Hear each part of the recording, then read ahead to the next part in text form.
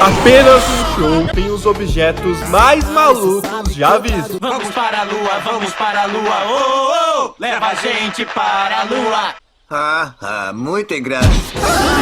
Opa galera, quem fala é o Spy, mano, com toda certeza o desenho do nosso pássarão azul com problemas amorosos e o guaxinim marrom com uma certa irresponsabilidade tem os objetos um tanto quanto curiosos. Porque o caba pegar uma máquina do tempo, encher ela de boldo e voltar pro passado só pra consertar um beijo com bafo é uma das maiores gadagens que eu já vi e loucuras. E é por isso que hoje vamos descobrir qual é o objeto mais poderoso de apenas um show e listar todos eles do mais fraco até o mais forte. Então já fica até o final porque esse vídeo tá absurdo demais. Sukurig. Bom, começando a lista já temos um item bem polêmico que é o Sukurig. Ele aparece no episódio Maior Esperto e basicamente o Rigby pegou coisas completamente aleatórias da cozinha, como picles, cereais, doces embalados, maçã, laranja, sardinhas e até uma garrafa inteira de molho picante e colocou tudo isso num liquidificador e bateu. E fez o famoso Sukurig. Um bagulho altamente tóxico que eu não faço ideia de como o Rigby consumiu isso e não foi imediatamente de bebes. Mas bem, cara, esse suco tem o poder de te deixar mais burro, pois quando os moleques exageraram ali no Brain Max, que eu já vou falar sobre ele daqui a pouco, foi exatamente essa bebida que fez os cabas ficarem mais burros e voltarem ao normal. Ou seja, mano, esse trem tem um poder negativo pra quem usa, né? Deixando essa pessoa mais burra. Então meio que é um bagulho prejudicial, na verdade. Então ele vai ficar nessa colocação mesmo. E quem deve ter tomado muito isso aí foi o Ouro. Luva máxima. Meu mano, a luva máxima é tipo aquele acessório gamer que parece ser revolucionário, mas funciona igual um relacionamento aberto. A ideia parece que é só lucro, mas a prática é uma merda. Ele aparece no episódio Magos do videogame como o prêmio supremo do torneio ali que o Mordecai e o Rigby tentam vencer. E a promessa dele tem um controle total de corrida com o movimento da mão, e a realidade é um pedaço de metal desconectado da vida real. Pontuação. Cara, por que tá parado? Eu sei lá. Você digitou o código? É claro que eu digitei o código, mas não adiantou. Cara, esse controle não presta. Mesmo assim, essa luva teve seu comeback épico ali num bando de gansos grandes, sendo usada na transformação suprema ali do Mordecai e o Rigby e os patinhos para derrotar o monstro ganso. E sim, isso aí é um episódio mais normal de apenas um show, tá ligado? Coisa do cotidiano, uns bagulho assim. E com um visual de manopla futurista cheia de botões e referências direto ao famigerado Power Glove da Nintendo, essa luva máxima é inútil na prática, mais icônica no coração. Uma peça que representa todos os jogadores que compraram um DVD de GTA muito específico do mod do Sonic ou no Rio de Janeiro, comprou esse GTA lá na feira e deu tela vermelha no PS2. Bola de almas. Mano, essa bola de alma maluca surgiu no episódio Saltitão Joga um Bolão da terceira temporada, em que o pessoal do parque tá numa disputa de um campeonato de boliche e como sempre o Saltitão é roubado demais, né, cara? E carrega o time do parque nas costas, cara, até que os caras vão enfrentar um time dos Galácticos ali e o Rigby, com toda a sua arrogância, tendo certeza que vai ganhar deles, ele aposta as almas da equipe dele sem o conhecimento de todos ali em troca dessa bola de alma maneiríssima, e meio que o Saltitão desiste do jogo depois da morte ameaçar contar o segredo dele pra todos, mas ele dá um pé atrás e volta pra salvar o time da derrota. E basicamente o poder dessa bola de boliche altamente descolada, né, cara, é ser arremessada em velocidades supersônicas, e eu acho que se pegar no olho mata. E também pode fazer o usuário voar com ela, se eu não tô enganado. Além de meter strikes garantidos e ter um visual altamente maneiríssimo. O puro suco do drip, não tem jeito, cara. Mas acaba que ela não é tão forte assim quanto os outros itens dessa lista. Até porque o Saltitão consegue fazer uma bola de boliche normal ter esses poderes, né? Nem imagino o que ele faria com essa bola ainda. Mas bem, cara, mesmo ela sendo um pouco poderosa ali à medida do possível e ter um design bonito, acaba sendo apenas uma bola de boliche radical e por isso acaba ficando nessa colocação aqui mesmo. Rainha do Mississippi. Mano, essa bebida eu nem sei se dá pra chamar isso de bebida, porque ela parece mais um drink exótico com o nome de um fã do Pablo Vittar. Mas nenhum ser humano normal tá preparado pro que ela faz, velho. Essa bebida aparece no episódio Fim de Semana do Benson, quando o Chuck, mano, um maluco químico das ideias, resolve criar a poção mais absurda do universo só pra ver o circo pegar fogo. A fórmula parece até uma piada, mas não é. É kimchi podre, que é um bagulho japonês, sashimi, molho de espaguete, pimenta que veio direto dos portões mais sombrios do inferno, camarão, maionese, cascas de marisco. Sim, só as cascas, e nem o pior restaurante do mundo teria coragem de botar isso aí no cardápio. Mas e o visual, cara? Eu achei bem conceitual, achei uma arte pura, tá ligado? Um líquido vermelho que brilha no escuro, cheio de pedaços de pimenta flutuando. É bem da hora, cara. Com uma sombrinha em cima ali, pra deixar claro que o fim dos tempos, né? A bebida do limbo, ela também tem classe. E o efeito, cara, meio que é bizarro demais. Quando o Mordecai, o Rigby e o Benson tomam isso aí, eles viajam na maionese mais do que turista em Amsterdã. E do nada, mano, a música Mississippi Queen começa a tocar, o mundo se distorce e quando eles acordam, estão num parque com a mente derretida, questionando todas as escolhas da vida. Parece igual tomar água no começo, mas 3 segundos depois é como se um dragão cuspisse fogo na sua alma. Resumindo, cara, essa parada aí não é uma bebida nem de longe. É um episódio inteiro de Rick and Morty em forma líquida. Ou você tem uma revelação cósmica ou desmaiar no chão. É 50% de chance pra cada. Por isso ela tá aqui nessa posição. Porque a rainha do Mississippi não é tão forte assim, né? Mas é uma experiência que te redefine como ser vivo. E se você sobreviver, meus parabéns. Você é tão insano quanto os Chuck. Playco Arm Boy. Mano, esse bagulho altamente tecnológico da Playco surgiu no episódio Lá no Topo, como uma solução alternativa pro Rigby se sentir um pouco mais forte e enganar todo mundo se achando um verdadeiro herói. E esse treco é basicamente um exoesqueleto, sim, igual os Five Nights at Freddy's das ideias, de mentira, né, que faz você ganhar todas as quedas de braço e te dá uma força extra. E essa força é capaz de fazer o Rigby, que te sabe que não ganha nos socos de ninguém, vencer do saltitão na queda de braço, sem muito esforço. Na verdade, ele humilhou o saltitão, deixando o nosso Big Salto completamente paranoico, caçando como que o Rigby venceu dele, até descobrir que o nosso Guaxinim tava trapaceando. Então o saltitão treina absurdamente ali e cola pra uma revanche numa disputa de queda de braço, só que ele arranca o negócio do braço do Rigby e simplesmente mata o Guaxinim, manda o Guaxinim de bebes.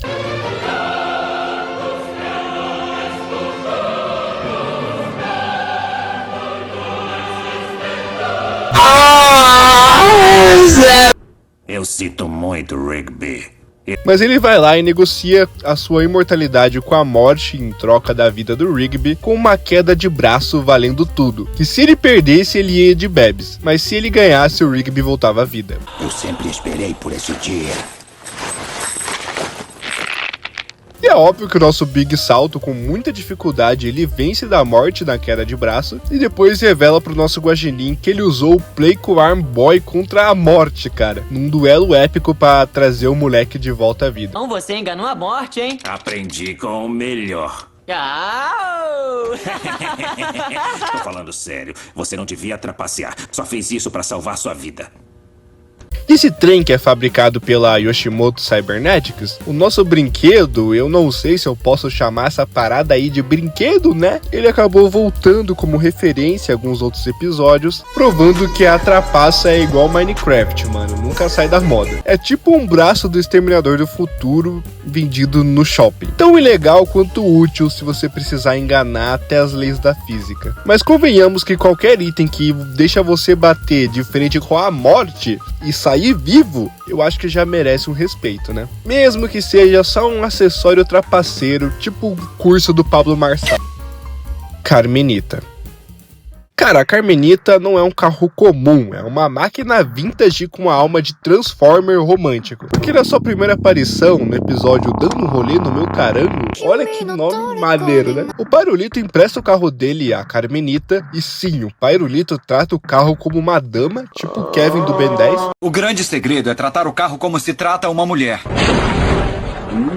Um carrinho. Mas o Mordecai e o Rigby pegam ela emprestada pra impressionar as gatinhas. E bem, mano, eu não preciso falar muito sobre isso. Oi, perdemos os nossos números. Podem nos dar os seus? Tá me zoando, é?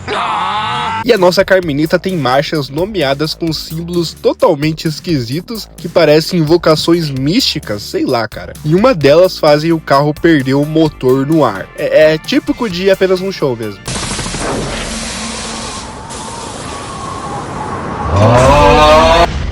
Mordecai, o que foi isso? Isso foi o motor. Além de dirigir, ela voa, libera asas, abre o capô e o porta-mala sozinha e até já perseguiu vilões pelos céus, já foi flechada e sobreviveu a quedas e voou ao Himalaia. Cada aventura com ela termina em caos, mano. A Carmenita sempre volta com mais estilo, né? Porque a destruição nunca foi tão elegante. E eu não sei o porquê, eu gosto bastante da Carmenita, papo reto. Eu queria muito ter um carro igual a esse do Pairulito. É tipo uma mistura de James Bond com Mario Kart, um Batmóvel do Pairulito mesmo. E um carro que vira jato, tem marchas indecifráveis e um histórico de acidentes épicos. E melhor ainda, há funções secretas não reveladas, porque os caras não testaram todas essas marchas aí. Então, cara, essa caranga chamada Carmenita é o símbolo de que o caos pode ter classe e um certo nível de poder, desde que o Pairulito esteja no toque da nave, né? Maçãs fritas com cobertura dupla. Cara, as maçãs fritas com cobertura dupla da Casa de Rosquinhas não são só doces normais, mano. São literalmente bombas temporais açucaradas. No episódio Barato Doce, o Mordecai e o Rigby ignoram o aviso de que esse bagulho não é próprio para consumo humano e compram literalmente todas. Não, aquelas maçãs fritas ganharam cobertura dupla por engano. Queremos essas. Na verdade, eu tenho que jogar fora porque são perigosas para consumo humano. A gente tira 10 pratas. Vão comer aqui ou vão levar? Porque, como sempre, né, más decisões são o estilo desses moleques. Ah, vamos levar rosquinhas normais? Claro que não, vamos pegar aquelas rosquinhas que acidentalmente foram cobertas 2 vezes pelo chocolate e deviam ser descartadas. Por que não levar essas daí, né? E sabe qual que é o problema, mano? Porque esse pequeno defeito de fabricação que fez ela ser coberta de chocolate 2 vezes, transformou elas em portais para uma dimensão alternativa do tempo, de tanto acelerar o coração da pessoa que consome. É literalmente você vendo stories da menina que você gosta. O coração chega até parar, né, mano? Meu Deus. Ai, nem vou pensar nisso, porque senão eu fico igual um gato boiando. E quando o Pairulito come algumas no café da manhã ali, ele fica tão energizado que parece que tomou umas 5 latas de Red Bull.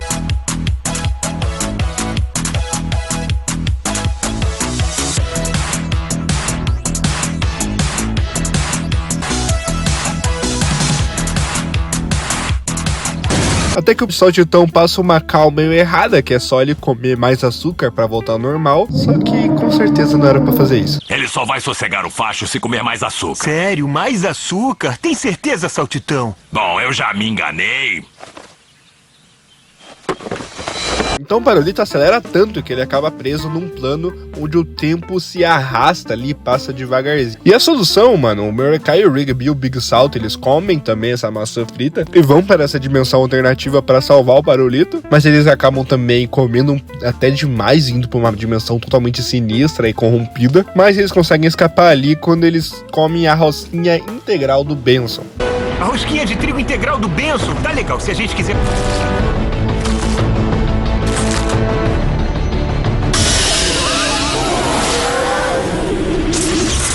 E cara, essas frituras não só desafiam as leis da física, como distorcem o tempo e também tem um sabor irresistível, né? E eu sempre tive vontade de comer um bagulho desse, meu Deus. E também, só por causa disso, ele merece respeito. E talvez um pouquinho de medo.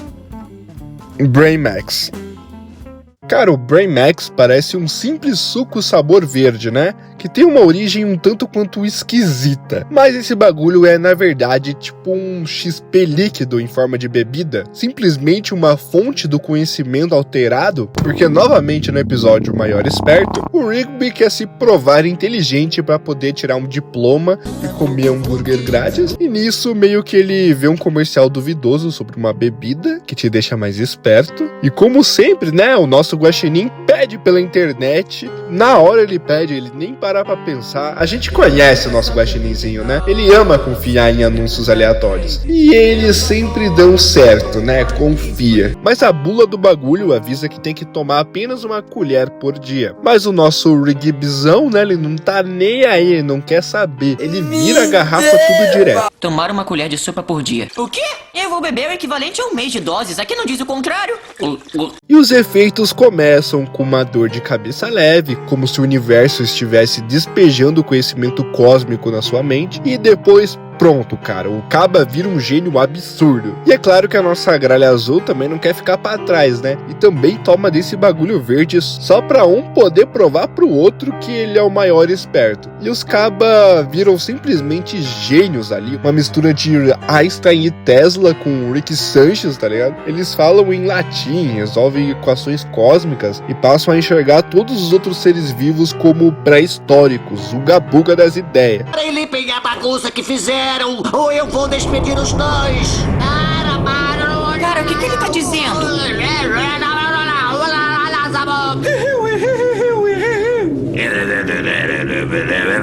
Ah, não. Ficamos tão espertos que estão burros pra nós. E qual que é o problema disso, mano? É que, como sempre, com a inteligência demais veio a arrogância. E os cabas querem voltar ao normal, então eles tomam o suco Rig. E, mano, não dá pra dizer que o Brain Max não é poderoso, né? Porque ela é uma fórmula perfeita de querer ser um gênio e acabar sendo um babaca. Tipo o canal Nostalgia. E é ideal pra quem busca sabedoria e te deixa mais inteligente. Então acho que é, assim, bem poderoso isso, né? Quem aí topa trocar a sanidade por algumas goladas com sabor verde ácido do arrependimento? Mortal Kombat. Cara, o Mortal Kombat não é apenas uma arte marcial. Ele é além de um livro que ensina uma arte marcial. Ele é uma filosofia de vida que exige 3 coisas essenciais: um mullet digno dos anos 80, shorts jeans rasgados como de um adolescente querendo pagar de rebelde e um caderno escolar do sensei que parece que pratica o levantamento. Sim, o levantamento de colher. E com as técnicas absurdas como a flexão de bíceps mortal e a elevação de pernas mortal, esse estilo de luta transforma movimentos ridículos em armas letais, desde que você grite o nome do golpe com convicção. E o verdadeiro poder vem do equilíbrio entre a destruição física e o autoconhecimento. Entre golpes que desafiam a realidade, como o salto da morte, e técnicas questionáveis, o livro do Mortal Kombat ensina e prova que qualquer movimento pode se tornar mortal se tiver um nome dramático o suficiente. Seu manual de 80 páginas, escrito com profundidade ali num caderno de anotações do ensino médio, contém uma sabedoria duvidosa e ilustrações rabiscadas que parecem ser feitas durante uma crise criativa. Mas cara, no final, essa arte marcial é uma celebração do absurdo, né? Onde o estilo, a maluquice e a força encontram em um perfeito desequilíbrio, desde que você tenha um mullet adequado. Fala aí, como é que você quer sair daqui? Com um pulo mortal ou com um pum mortal? Ai, que nojo! E mano, na verdade eu acho esse caderno até que poderoso, né? Porque tem 80 golpes. Então, tipo, se você ler tudo isso, você fica bem forte, né? Praticamente quase imortal. Então eu acho esse caderno aí bem poderoso, mano. E eu queria muito aprender sobre o Pum Mortal. Traje do Benson. Cara, esse não é um simples terno, é basicamente um personagem completo com uma história complexa, habilidades sobre-humanas e crises existenciais profundas. Criado por um alfaiate que claramente era metade cientista maluco e metade estilista da alta costura, o traje possui uma inteligência artificial avançada, capaz desde aumentar o respeito e admiração que as pessoas sentem pelo Benson, até fazer o Mordecai e o Rigby respeitarem o Benson. Olha, foi mal pelo atraso. Não vai se repetir, senhor. Senhor? Eu? Sim, senhor. O senhor é o chefe, não é? É. Ele pode até executar manobras de combate dignas de filme de ação e transformar o Benson em um super-herói. E basicamente o pai desse terno, né, que é o Alfaiate, ele foi explodido por um vilão que queria roubar o terno e ele volta pra pegar na marra o terno do Benson. E aí que o nosso ternão mostra seus verdadeiros poderes, dando pro Benson super força e super resistência, literalmente transformando o Benson em uma máquina de combate, quase teleportando ali. Um super soldado que destrói um exército sozinho, aguenta um tiro de um míssil e um tanque caindo em cima dele, mano. E além de fazer todos esses poderes, ele também atua como um terapeuta pessoal do Benson ali, aumentando a sua autoestima e dando até que bons conselhos. Sentirei saudade, Terno. Nunca serei respeitado como fui quando a gente era uma dupla. Não precisou de mim para ganhar respeito, Benson. Só precisava aprender a tomar o controle de sua vida e se respeitar. E no final, cara, essa peça de vestuário prova que a verdadeira elegância não está no tecido, né? Mas na capacidade de ser um verdadeiro companheiro. Mesmo que esse companheiro seja feito de poliéster inteligente, com tendências dramáticas e seja uma máquina mortífera. E mano, um terno que solou um exército, eu acho que ele merece estar nessa colocação aí, porque é realmente bem poderoso. Reino de Darton. Cara, imagina um RPG de um tabuleiro criado por designers em um surto psicótico. Exatamente, você imaginou algo parecido com o Reino de Darton, que possui regras incoerentes ali, um dado de 48 lados e personagens ridículos que o Mordecai e o Rigby compram e levam ele para uma noite de jogos. Mas logo descobrem que esse jogo é horrível, totalmente tenebroso, e para eles conseguirem um reembolso do dono da loja, né, que é um típico nerd jogador de LoL, esse tabuleiro se transforma em um portal para um universo paralelo caótico, onde os jogadores são teleportados, tipo um Jumanji de quem não tem vida social. E eles enfrentam inimigos como morcegos humanos e pessoas árvores irritadas, com o objetivo de derrotar o Darton, cara. Um chefão que no final era só o balconista da loja que fede a Dorito. E a genialidade ou loucura desse jogo está na absurdez de qualidade duvidosa, com cartas mal feitas, um manual de regras escrito em hieróglifos suspeitos e a necessidade de vencer usando a criatividade e não a estratégia. E bem, mano, o Reino de Darton não é só um jogo, é simplesmente uma experiência alucinógena, cara, que desafia a sanidade e a física. E um tabuleiro que te leva para uma outra realidade, eu acho que tem um poder bem alto, né? Eu acho que você nunca deve subestimar um nerd com um dado de 48 lados com a criatividade na flor da pele. Punhos da Justiça.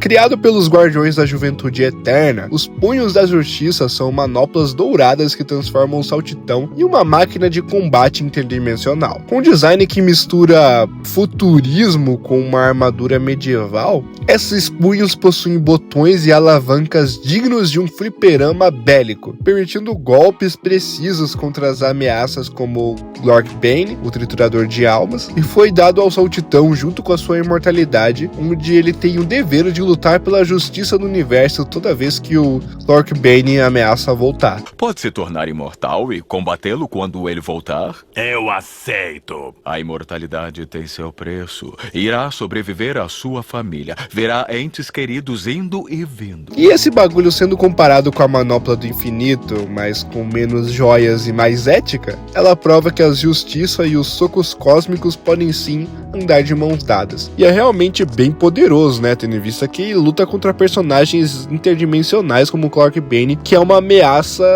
nítida para a existência do planeta Terra. Então acho que essas manoplas são bem poderosas sim. Sanduíche Mortal. Mais do que um sanduíche, isso daí é um ritual gastronômico mortal do Mortal Condô Lanches, recheado com presunto, almôndegas e um molho místico. Ele exige um look específico, que é o mullet de idoso e um shorts jeans rasgado, para ser consumido. Quem ousar morder sem a vestimenta correta enfrenta consequências horripilantes, começando com um rosto esverdeado, um derretimento intestinal e até a morte por paralisia total. E pior ainda é a versão duplo sanduíche mortal, né? Com um andar extra de pão e recheio, e esse sanduíche aí quase matou o Benson, que ousou comer sem a vestimenta adequada. E sabe qual que é a única cura? O sanduíche da vida, mano. Feito com um pão integral e grãos nobres que o Rigby meteu o Pelé pra salvar o Benson. O tudo de bicicleta mortal!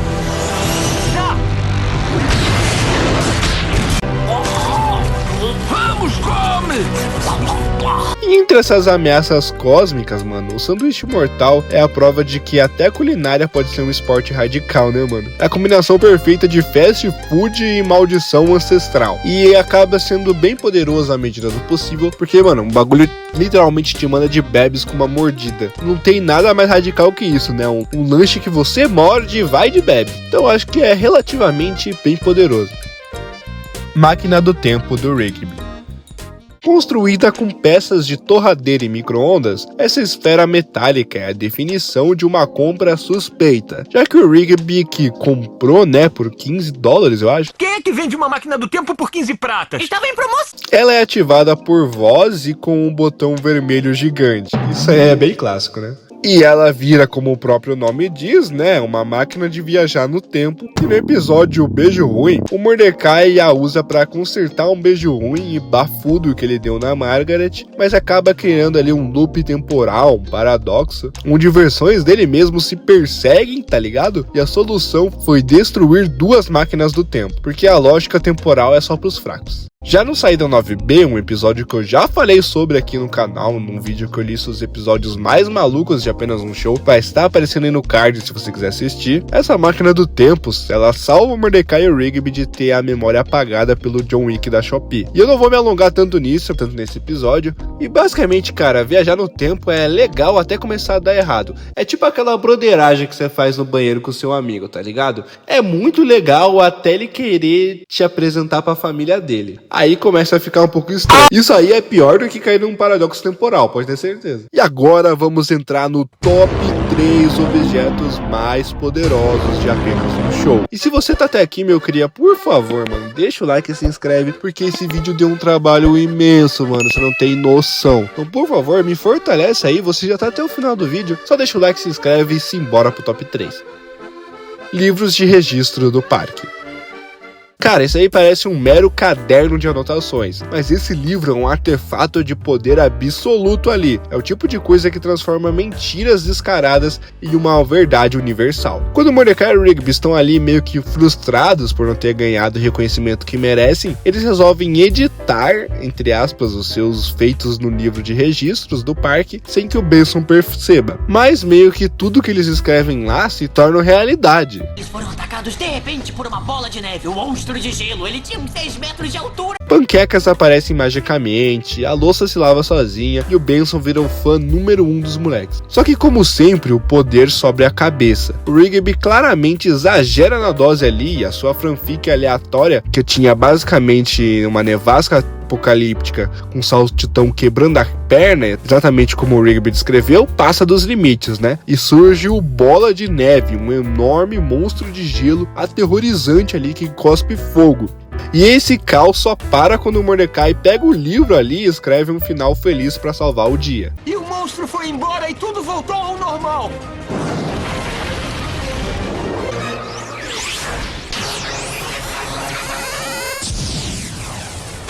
Isso prova, mano, que esse livro de registro do parque, nas mãos erradas, esse caderninho pode virar uma arma de destruição em massa. Então ele é realmente muito poderoso, né? Porque tudo que você escreve ali vira realidade. Então a moral da história, cara, for pra mentir, mano, vira presidente do Brasil. Não escreve nesse livro de registro, não.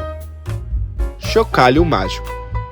Cara, pode parecer um brinquedo de bebê Gugu Dadá ali das ideias, mas esse chocalho é o item mais poderoso dos Guardiões da Juventude Eterna. Ele é utilizado num ritual de imortalidade do Saltitão, no episódio Bolo de Graça. Bolo de graça, bolo de graça.